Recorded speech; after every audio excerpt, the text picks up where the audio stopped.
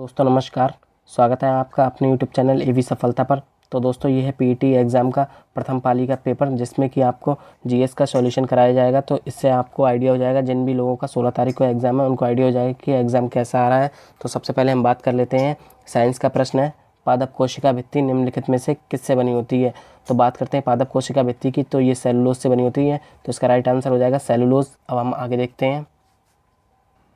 तो बात करते हैं, अगस्त 2022 में भारत की पहली अंडर वाटर मेट्रो का उद्घाटन निम्नलिखित में से किस शहर में किया गया। तो इसका राइट आंसर होगा कोलकाता। अब हम आगे देखते हैं। तो बात करते हैं, निम्नलिखित में से किस देश के वैज्ञानिकों ने पहला कृत्रिम भ्रूण तैयार किया है। तो इसका राइट आंसर हो जाएगा इजराइल। तो किसने तैयार किया है, तो इजराइल ने पहला कृत्रिम भ्रूण तैयार कर लिया है। अब हम आगे देखते हैं। प्रधानमंत्री नरेंद्र मोदी ने निम्नलिखित में से किस राज्य में India international bullion exchange launch किया है। तो ये इसका राइट आंसर होगा गुजरात। तो गुजरात में लॉन्च किया गया है। आगे देखते हैं। बात करते हैं, निम्नलिखित में से किस देश ने अगस्त 2022 में ताइवान के आसपास अपना अब तक का सबसे बड़ा सैन्य अभ्यास किया है। तो ये इसका राइट आंसर होगा चीन। तो किसने किया है, चीन ने। आगे देखते हैं। बात करते हैं, भारतीय सेना ने जुलाई 2022 में एक अखिल भारतीय उपग्रह संचार अभ्यास का आयोजन किया, जिसका नाम क्या है। तो इसका नाम है स्काईलाइट। आगे देखते हैं। बात करते हैं, भारत के किन दो शहरों के बीच आकाशा एयर की पहली उड़ान का उद्घाटन किया गया है। तो इसका राइट आंसर हो जाएगा मुंबई से अहमदाबाद के लिए। आगे देखते हैं। बात करते हैं, आज़ादी का अमृत महोत्सव के तहत बड़े चलो अभियान किस केंद्रीय मंत्रालय ने शुरू किया है। तो इसको शुरू किया है संस्कृति मंत्रालय ने। आगे देखते हैं। तो भारत के पड़ोसी देशों से प्रश्न पूछा गया है कि कौन सा भारत का पड़ोसी देश नहीं है। तो बात करते हैं, भारत का पड़ोसी देश नहीं है यूएई। बाकी म्यांमार, चीन और मालदीव ये भारत के पड़ोसी देश हैं। आगे देखते हैं। बात करते हैं, निम्नलिखित में से किस आईआईटी ने भारतीय भाषा प्रौद्योगिकी को आगे बढ़ाने के लिए A14 भारत में नीलकणी केंद्र की शुरुआत की है। तो इसका राइट आंसर हो जाएगा आईआईटी मद्रास। आगे देखते हैं। बात करते हैं, किस केंद्रीय मंत्री की अध्यक्षता में चंडीगढ़ में नशीली दवाओं की तस्करी और राष्ट्रीय सुरक्षा पर एक राष्ट्रीय सम्मेलन आयोजित किया गया। तो इसका राइट आंसर हो जाएगा अमित शाह। आगे देखते हैं। निम्नलिखित में से कौन सा राज्य भारत में पहला हर घर जल प्रमाणित राज्य बन गया है। तो इसका राइट आंसर हो जाएगा गोवा। तो कौन सा राज्य है, गोवा। आगे देखते हैं। तो दिवस से प्रश्न पूछा गया है कि अंतर्राष्ट्रीय जैव विविधता दिवस किस तारीख को मनाया जाता है। तो इसका राइट आंसर हो जाएगा 22 मई को। कब मनाया जाता है, 22 मई को। आगे देखते हैं। विश्व का सबसे बड़ा नदी द्वीप पूछा गया है। तो विश्व का सबसे बड़ा नदी द्वीप है माजुली द्वीप। आगे देखते हैं। बात करते हैं हंगरी। तो हंगरी की राष्ट्रीय मुद्रा पूछी है। तो इसका राइट आंसर हो जाएगा ऑप्शन ए हंगेरियन फोरेंट। क्या होगी, हंगेरियन फोरेंट। आगे देखते हैं। पूछा गया है, स्वतंत्रता के बाद भाषा के आधार पर बने भारत का पहला राज्य। तो भाषा के आधार पर बनने वाला पहला राज्य आंध्र प्रदेश है। आगे देखते हैं। लोकसभा में पद धारण करने की न्यूनतम आयु पूछी गई। तो लोकसभा के लिए 25 होती है और राज्यसभा के लिए 30 वर्ष होती है। ये आपको याद रखना है, 30 वर्ष राज्यसभा के लिए। आगे देखते हैं। तो एक फुल फॉर्म पूछी गई है, जो कि है UNFCCC की फुल फॉर्म पूछी गई। तो इसका राइट आंसर हो जाएगा option B United Nation framework convention on climate change. तो ये इसका आंसर हो जाएगा ऑप्शन बी। आगे देखते हैं। बात करते हैं उत्तर प्रदेश से। तो एक प्रश्न आया है, नौटंकी निम्नलिखित में से किस राज्य का लोक नृत्य है। तो नौटंकी उत्तर प्रदेश का लोक नृत्य है। आगे देखते हैं। अंतर्राष्ट्रीय ओलंपिक समिति का मुख्यालय पूछ लिया गया है। तो अंतर्राष्ट्रीय ओलंपिक समिति का मुख्यालय स्विट्जरलैंड में है। कहाँ है, स्विट्जरलैंड। आगे देखते हैं। एक पुस्तक से प्रश्न पूछा गया है, पूछा है कि पावर्स ऑफ द माइंड किसने लिखी। पावर्स ऑफ द माइंड किसने लिखी। तो powers of the mind Swami Vivekananda ji ने लिखी है। आगे देखते हैं। तो प्रश्न पूछा गया है, संगमरमर पर पिएत्रा ड्यूरा या रंगीन पत्थर की जड़ाई का काम किसके समय में बहुत लोकप्रिय हुआ। तो इसका राइट आंसर हो जाएगा बी शाहजहाँ। तो किसके समय में हुआ, शाहजहाँ के समय में। आगे देखते हैं। बात करते हैं, किस युग में तांबे का पहली बार उपयोग किया गया था। तो इसका राइट आंसर हो जाएगा ऑप्शन बी ताम्रपाषाण युग। राइट आंसर हो जाएगा ऑप्शन बी। आगे देखते हैं। तो प्रश्न पूछा गया है, बौद्ध संगीतिकी से संबंधित प्रथम बौद्ध संगीतिकी का आयोजन कहाँ किया गया है? तो स्थान पूछा गया है, तो प्रथम बौद्ध संगीत का आयोजन हुआ है राजगीर, यानी कि राजगृह भी आता है और राजगीर। तो इसका राइट आंसर हो जाएगा ऑप्शन सी। आगे देखते हैं। तो पूछा गया निम्नलिखित में से कौन सा वह व्यक्ति है जिसका नाम देवनाम प्रिय दर्शी है? तो ये कौन हो जाएंगे? तो ये हो जाएंगे ऑप्शन बी मौर्य सम्राट अशोक। आगे देखते हैं।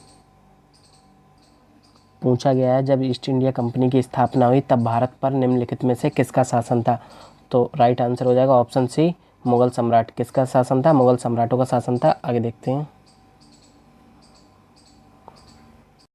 भूदान आंदोलन से प्रश्न पूछा गया। भूदान ग्रामदान आंदोलन किसके द्वारा शुरू किया गया? तो इसका राइट आंसर हो जाएगा ऑप्शन ए विनोबा भावे द्वारा। किसके द्वारा शुरू किया गया? विनोबा भावे द्वारा। आगे देखते हैं। तो बात करते हैं दांडी नामक यात्रा के दौरान निम्नलिखित में से किस सामाजिक कार्यकर्ता ने गांधी जी को आंदोलन को केवल पुरुषों तक सीमित न रखने के लिए राजी किया था? तो इसका राइट आंसर हो जाएगा ऑप्शन बी कमला देवी चट्टोपाध्याय।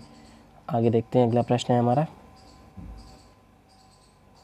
तो पूछा गया है प्रश्न राष्ट्रवाद की पहली स्पष्ट अभिव्यक्ति निम्नलिखित में से किस क्रांति के साथ हुई? तो इसका राइट आंसर हो जाएगा ऑप्शन डी फ्रांसीसी क्रांति। तो फ्रांस की क्रांति के साथ। आगे देखते हैं। तो पूछा गया है सरकार के निम्नलिखित में से किस अधिनियम के कारण बम्बई से सिंध प्रांत का निर्माण हुआ? तो इसका राइट आंसर हो जाएगा ऑप्शन डी भारत सरकार अधिनियम 1935। आगे देखते हैं। तो नारा से एक प्रश्न पूछा गया है। तो प्रसिद्ध युद्ध का नारा चलो दिल्ली, यानी कि दिल्ली चलो, किसने दिया? तो इसका राइट आंसर हो जाएगा ऑप्शन बी सुभाष चंद्र बोस ने नारा दिया दिल्ली चलो। आगे देखते हैं। तो पूछा गया है निम्नलिखित में से कौन सा जनसंख्या वितरण को प्रभावित करने वाला आर्थिक कारक नहीं है? तो आर्थिक कारक की बात की जा रही है, तो इसका राइट आंसर हो जाएगा ऑप्शन डी पानी की उपलब्धता। तो पानी की उपलब्धता आर्थिक कारक नहीं है। आगे देखते हैं। माउंट एवरेस्ट से प्रश्न आया है कि माउंट एवरेस्ट किन देशों के बीच स्थित है? तो ये नेपाल और तिब्बत की सीमा पर स्थित है। आगे देखते हैं। इसका राइट आंसर हो जाएगा ऑप्शन सी। तो पूछा गया है कि निम्नलिखित में से भारत में अक्टूबर की गर्मी का मुख्य कारण क्या है? तो इसका राइट आंसर हो जाएगा ऑप्शन ए भारत में गंगा के मैदानी इलाकों में अल्पदाब तंत्र।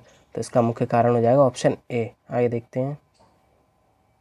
तो भारतीय मानक समय रेखा ग्रीनविच माध्यम समय से यानी कि जीएमटी से कितने घंटे आगे है? तो प्रश्न पूछा गया है। तो इसका राइट आंसर हो जाएगा ऑप्शन सी 5.5 घंटे, यानी कि 5 से 1/2 घंटे। आगे देखते हैं।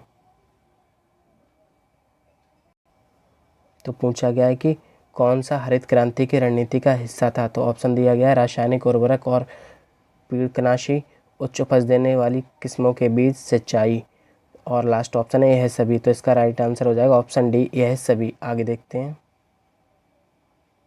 तो पूछा गया है कि बिहार का शोक किस नदी को कहा जाता है? तो इसका राइट आंसर हो जाएगा ऑप्शन डी कोसी नदी को, और वहीं जो दामोदर नदी है इसको बंगाल का शोक कहा जाता है। आगे देखते हैं। तो पूछा गया है कि भारत की पंचवर्षीय योजनाओं को अंतिम स्वीकृति निम्नलिखित में से किसके द्वारा दी गई थी? तो इसका राइट आंसर हो जाएगा ऑप्शन सी राष्ट्रीय विकास परिषद। आगे देखते हैं। तो पूछा गया है कि किसी भी विकासशील अर्थव्यवस्था के प्रारंभिक चरणों में अधिकांश गतिविधियां किस क्षेत्र से संबंधित होती हैं? तो बात कर रहे हैं विकासशील अर्थव्यवस्था की और प्रारंभिक चरणों की। तो इसका राइट आंसर हो जाएगा ऑप्शन बी प्राथमिक क्षेत्रों से संबंधित होती हैं। आगे देखते हैं। तो पूछा गया है निम्नलिखित में से कौन सा एक वाणिज्यिक बैंक नहीं है? तो इसका राइट आंसर हो जाएगा ऑप्शन डी सिडबी। तो सिडबी क्या है? ये वाणिज्यिक बैंक नहीं है। आगे देखते हैं। तो पूछा गया है भारत की संघ कार्यकारिणी में निम्नलिखित में से कौन शामिल नहीं होता? तो संघ कार्यकारिणी में शामिल होते हैं उपराष्ट्रपति, राष्ट्रपति और प्रधानमंत्री। तो शामिल कौन नहीं होता? राज्यों के मुख्यमंत्री। तो इसका राइट आंसर हो जाएगा ऑप्शन डी। आगे देखते हैं। तो प्रश्न पूछा गया निम्नलिखित में से कौन सा अनुच्छेद भारतीय संविधान में सर्वोच्च न्यायालय की स्थापना और गठन के बारे में है? तो इसका राइट आंसर हो जाएगा ऑप्शन डी अनुच्छेद 124। आगे देखते हैं। तो पूछा गया है मौलिक अधिकारों को लागू करने की शक्ति किसके पास होती है? तो इसका राइट आंसर हो जाएगा ऑप्शन ए किसके पास होती है? सर्वोच्च न्यायालय और उच्च न्यायालय, यानी कि सुप्रीम कोर्ट और हाई कोर्ट के पास होती है। आगे देखते हैं। तो प्रश्न है निम्नलिखित में से कौन सा सार्वजनिक क्षेत्र का उपक्रम संसद के तहत एक विशेष कानून पारित करके स्थापित किया गया है? तो इसका राइट आंसर हो जाएगा ऑप्शन बी वैधानिक निगम। आगे देखते हैं। तो पूछा गया है भारत में राष्ट्रीय मानवाधिकार आयोग निम्नलिखित में से किस मंत्रालय के अधीन है।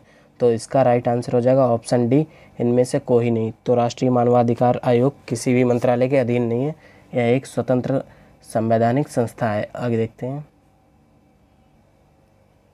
तो पूछा गया निम्नलिखित में से किसे केंद्र शासित प्रदेश में उच्च न्यायालय स्थापित करने का अधिकार है। तो इसका राइट आंसर हो जाएगा ऑप्शन बी, किसको है, संसद को। आगे देखते हैं। तो पूछा गया है निम्नलिखित में से कौन सा वनस्पति रेशा नहीं यानी कि कृत्रिम रेशा पूछा गया है। तो इसका राइट आंसर हो जाएगा ऑप्शन सी, नायलॉन। तो नायलॉन क्या है, एक कृत्रिम रेशा है। आगे देखते हैं। पूछा गया है तारों का रंग निम्नलिखित में से किस पर निर्भर करता है। तो इसका राइट आंसर हो जाएगा ऑप्शन बी, उसके तापमान पर।